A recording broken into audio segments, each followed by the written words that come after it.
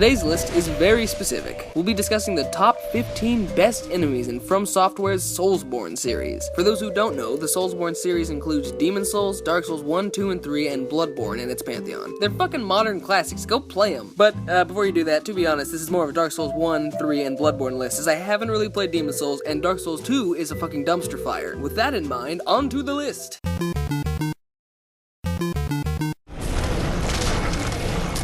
When I made the initial list for this video, I noted these enemies down as condensed body boxes. Then I looked it up, and that's actually not far from the truth. They're called cramped caskets. Me and From love our alliteration. The cramped caskets were a real oh shit moment for me in Bloodborne. They show up right after the game takes a mid-game twist into Space God territory, so you're already on edge from witnessing nightmarish shit like this, and this, and then all of a sudden you walk out of the local jailhouse to see piles of vacuum-sealed chicken bits stumbling down the street, and it's just hard to handle. Plus, they're hard to handle. They love to give you hugs, but watch out, you don't want these hugs.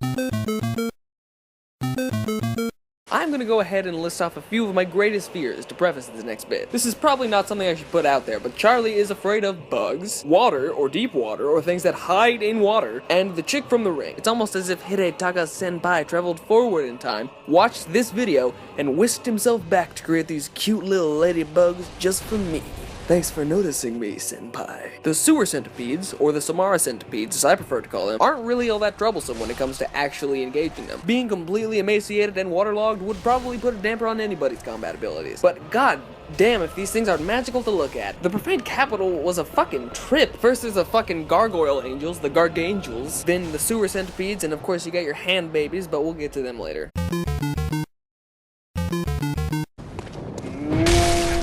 The brick trolls are a gift for you. They're a present that elegantly teaches you important Souls lessons while beating you down with sun-dried clay. Huh. I wonder if these guys were the construction workers of Yarnum. That's not important. What is important is that the brick trolls are placed early in the game for a reason. Their attacks are slow and readable enough to both teach the player how to track incoming attacks and how to parry. They have a huge variety of basic attacks ranging from a charge to an intense forehead combo to a leap to a spin attack when you get behind it. Basically, they show off almost every kind of offensive technique you'll be encountering throughout the game. The brick trolls subconsciously set all that shit up for you. To quote Red Letter Media, you might not have noticed these guys at first, but your brain did.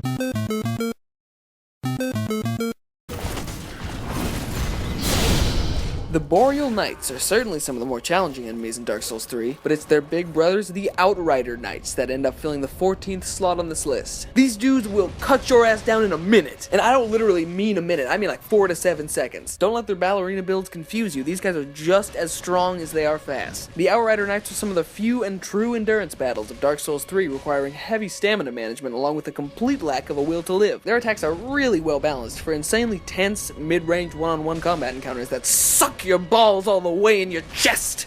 And that's really what Dark Souls is all about. These guys straight gaped me over and over and over and over, particularly the one in the Grand Archives. It's like trying to fight a slinky. That is one of the few Dark Souls enemies that I have just given up on. Fuck it.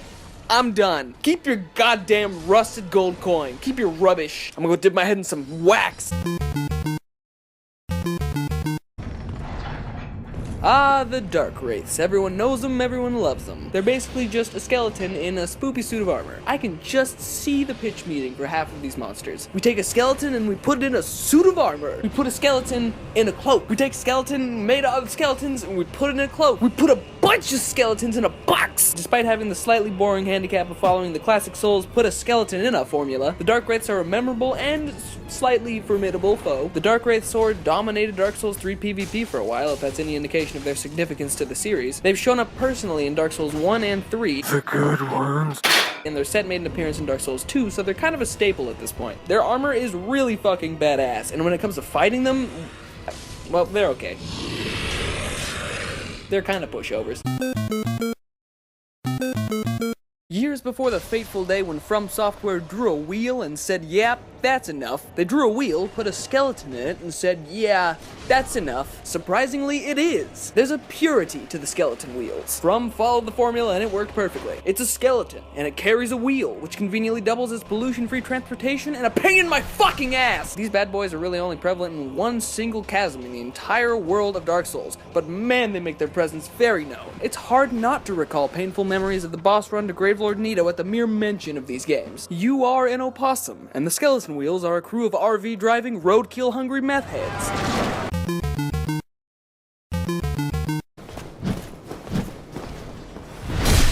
Ah yes, the Black Knights. They're a classic of Dark Souls 1 along with their cousins, the cocksucking asshole dickheads. Who doesn't like a nice airy break from the ever-tightening noose that is Dark Souls? The Black Knights are kind of a piece of cake because they move slowly. Honorably. So honorably, in fact, that they don't seem to have any capacity left in their body for human movement, the kind that is necessary to prevent a bad case of the backstabs. They are exceedingly menacing at first. Their Jason Voorhees routine is very effective in the Undead Burg, but about an hour into fighting them in Anne Orlando, you find out that they're actually just punk chumps! Punk chumps with some boss armor and weapons, though. I ended up sticking with the Black Knight Greatsword for the rest of my first playthrough when I found it, so thanks, Black Knight. I killed and looted for all of your meaningful belongings.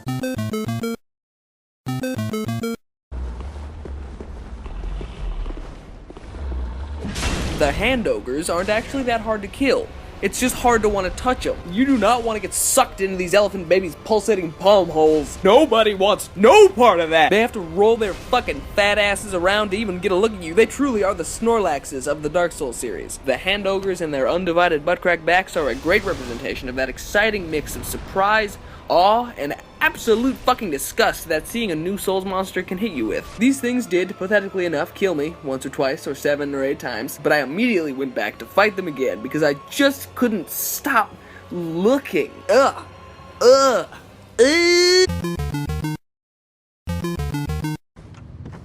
wonder what's down there. There's gotta be something cool down here.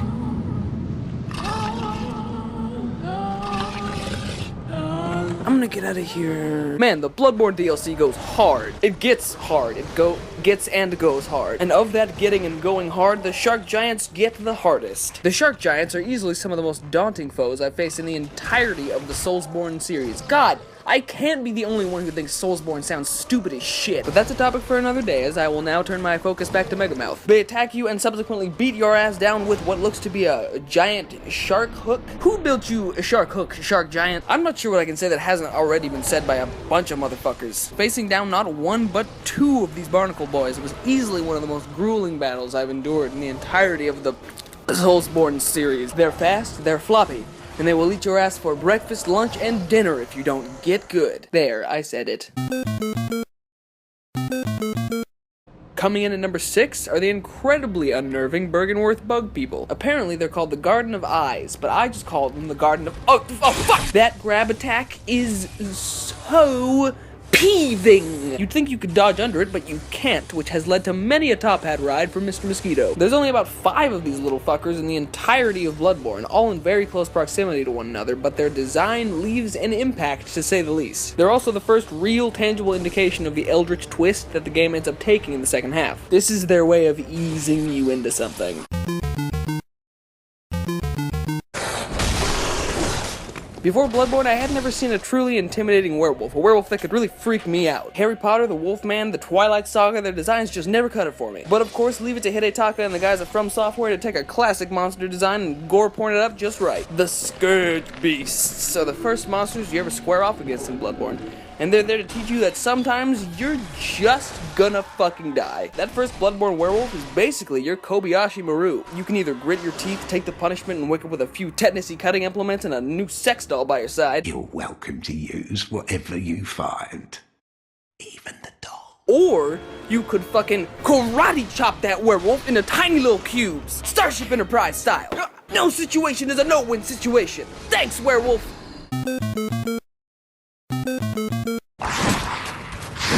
The Bloodlickers of Cainhurst Castle. The Bloodlickers of Cainhurst Castle. The Oh my god! That slam attack is one of the single most punishing attacks in all of Soulsborne. I just can't say it, I hate it! The Bloodlickers really are some of the freakiest monsters in the series. Just look at them. It's like the tub girl from The Shining had sex with the man-mosquito. Speaking of skeet, fuck these things! But not really though, because that would be just awful. I love the way you first encounter the Bloodlickers. Like all Souls moments, you'll be seeing it over and over again, but something about the Bloodlickers skittering up the side of the basin in Canehurst is never going to not make my skin crawl. Another great thing about the Bloodlickers is just how much detail was put into them. There are at least 2 or 3 models for the Bloodlickers, all in various stages of engorgedness. This guy is too fucked up. Somebody give this man-mosquito a ride home. Oh, but I killed all of his rides.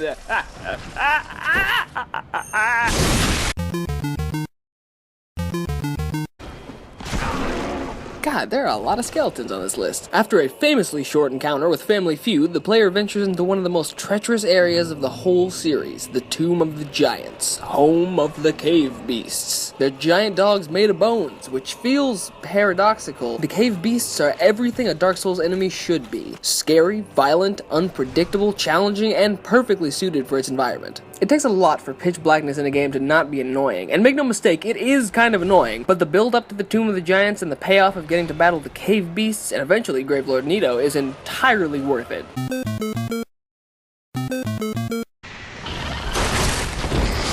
I have a personal grudge against the basilisks. I've told this story in another video, but I feel like here and now is the place to really dig into it. Okay, so I fell into a hole. What's in this hole? Birdbeak having toads with balloons for eyes. Sure, I'm right there with you, Dark Souls. But then the curse came. They spewed their fucking sewer gas all over me and I dropped dead. I thought it was a normal death. I spawned back at the nearest bonfire, but then I realized it. Curses permanently take away half of your health until it's cured. I didn't know what to do. I couldn't progress because playing Dark Souls with half health is like competing in the Olympics with no arms or legs, so I decided I gotta cure this goddamn curse. I checked with my skeevy buddy the internet and there were multiple roundabout ways to get what I needed, which was a purging stone apparently. By this point, about an hour into the curse, I'd say I was a little irritated. I headed to the only vendor that I knew that would give them to me, the sewer merchant, and during our nice friendly dialogue, I accidentally brushed up against the trigger.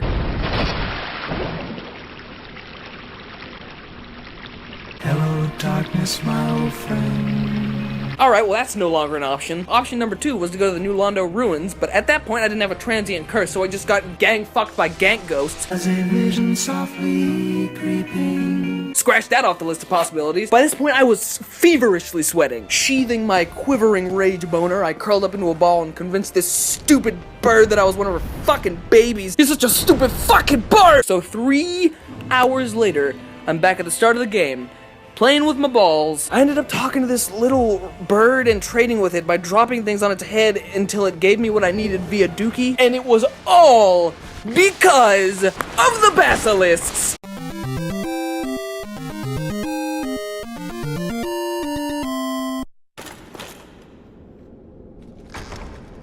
I had to give number 1 up for the mimics. These guys are the definition of Dark Souls. You just want something good, but you can't have it, and fuck you for wanting it. Fuck you just straight up. In fact, fuck everyone you've ever spoken to. You should just kill yourself and get it over with, because all that's waiting for you on the other side of that bridge full of skeletons is more skeletons, and probably a mimic who's gonna fucking penalty kick your ass right through that goddamn dark sign, probably eating your fucking booty with that tongue as it does so. Just give up, because there's no hope for you here. But then you don't give up, and that's why Dark Souls is fun.